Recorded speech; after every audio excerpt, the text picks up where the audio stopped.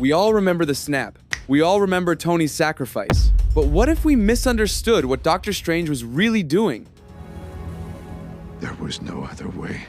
That's what Doctor Strange said right before Tony snapped. But what if that one way wasn't just about beating Thanos? In Avengers Endgame, right before the final battle, Thanos delivers a line most people ignored. He's standing there calm, collected, staring down Iron Man, Thor, and Captain America. And he says, "What I'm about to do to your stubborn, annoying little planet, I'm gonna enjoy it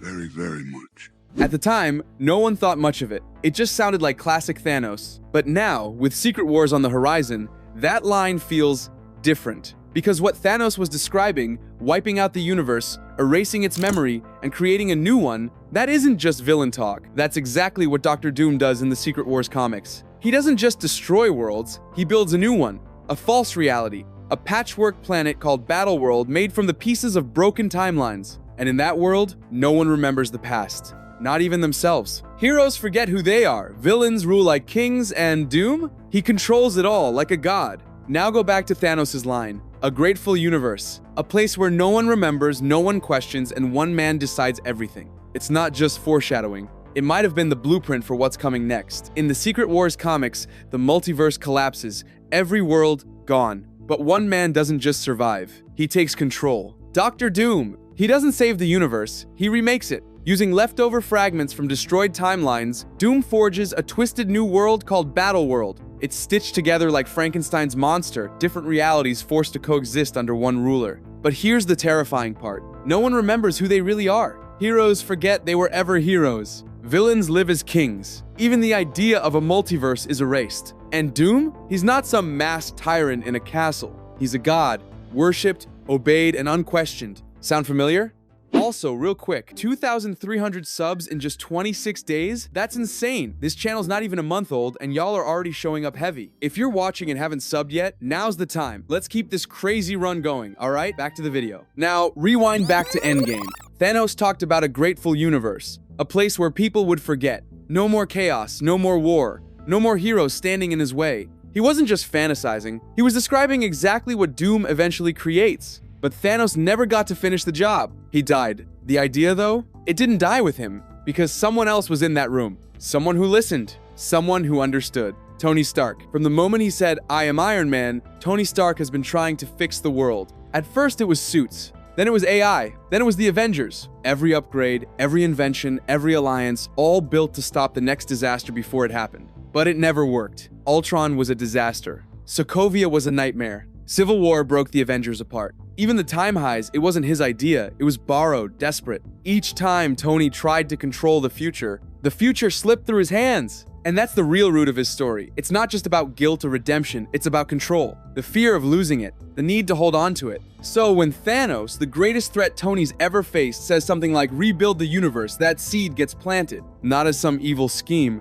but as a backup plan, a failsafe, Plan Z. Because if the world breaks again, if the timeline collapses, if reality itself crumbles, then what's left? Build your own. And this is where Tony's arc starts to mirror Doom's, because Doom didn't start out as a villain either. In the comics, he builds Battleworld not just for power, but to save what's left, to control what couldn't be saved. His methods were brutal, sure, but his goal? Order, stability, protection. That's exactly what Tony's been chasing all along. And if you give a man like that just one more chance, one more universe, you don't get Iron Man anymore. You get Doom. Now imagine this. What if Tony Stark didn't die in Endgame? What if in just one of those infinite branches Doctor Strange saw Tony lived? What if he remembered everything? The multiverse, the snap, the cost, the mistakes. And what if instead of retiring, he kept building, kept evolving, kept trying to create a world that couldn't fall apart again? No more threats, no more randomness, no more chaos. Just one perfect universe ruled by order,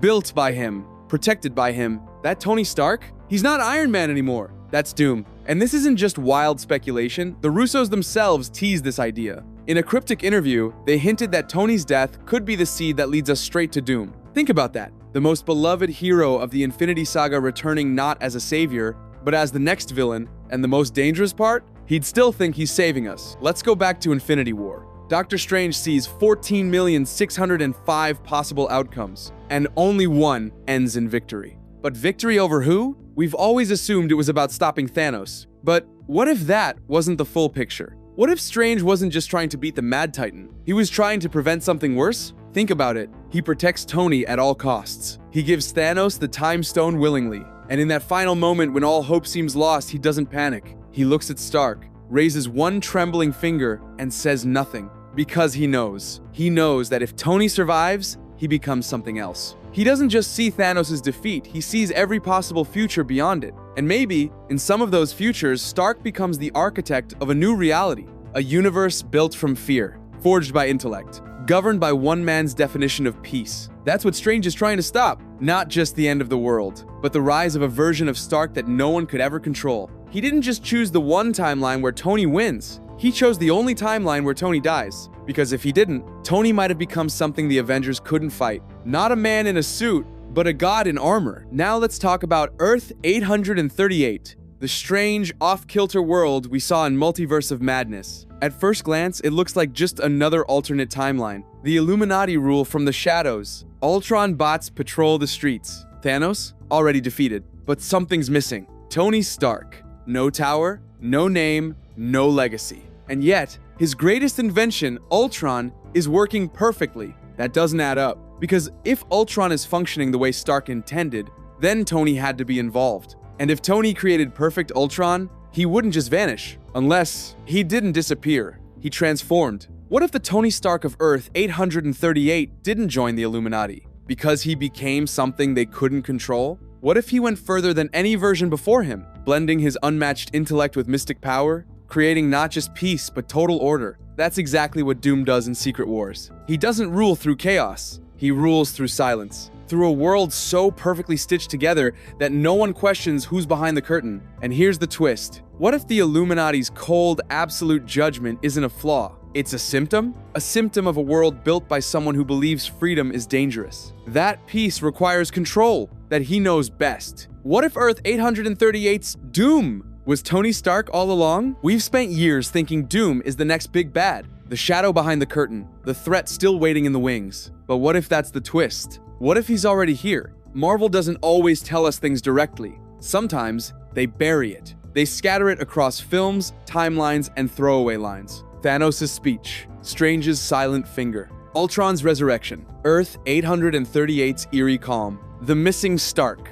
It's all there, not just as setup for Doom, but as a slow, deliberate origin for a variant of Tony Stark who becomes Doom. Not in name, maybe, but in action, in ideology, in control. Think about it. A universe with no Avengers, a functioning Ultron army, a council of gods acting more like tyrants than heroes. A world that's already forgotten its creator. That's not peace. That's rewritten history. And in that silence, in that order, hides the one man who believed, above all else, that he could fix everything. But fixing everything sometimes means replacing it. And if Marvel is planning to bring back Robert Downey Jr., not as a nostalgic hero, but as a godlike villain, then this isn't the beginning of Doom's story. It's the end of Tony's present. From the moment Tony Stark said, "I am Iron Man," he's been trying to fix a broken world. But every solution he built broke something else. Ultron, Civil War, the Sokovia Accords, even the Snap. And when Thanos planted the idea of rebuilding everything from scratch, it didn't die with him. It passed on to the one man brilliant enough, hurt enough,